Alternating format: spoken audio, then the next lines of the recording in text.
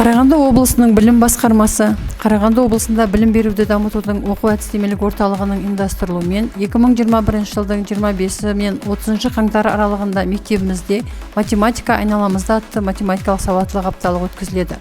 Математикалық сауаттылық апталығының мақсаты математикалық мәдениетті қалыптастыру, математикалық сауаттылықты дамыту, ашық іс-шараларды ұйымдастыру және өткізу арқылы педагогтар мен оқушылардың кәсіби шеберлігін жетілдіру.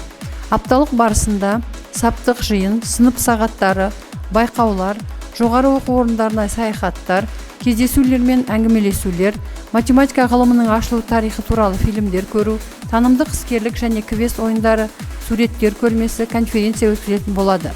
Барлық педагогтар мен оқушыларды апталықтың өткізуіне белсене араласуға шақырамыз.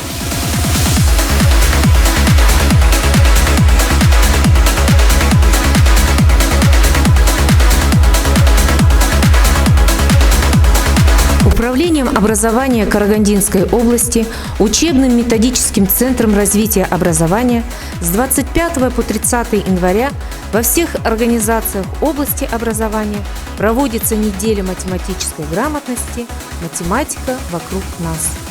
Цель мероприятия – формирование математической культуры, совершенствование профессионального мастерства педагогов и школьников через развитие математической грамотности, организацию и проведение открытых мероприятий.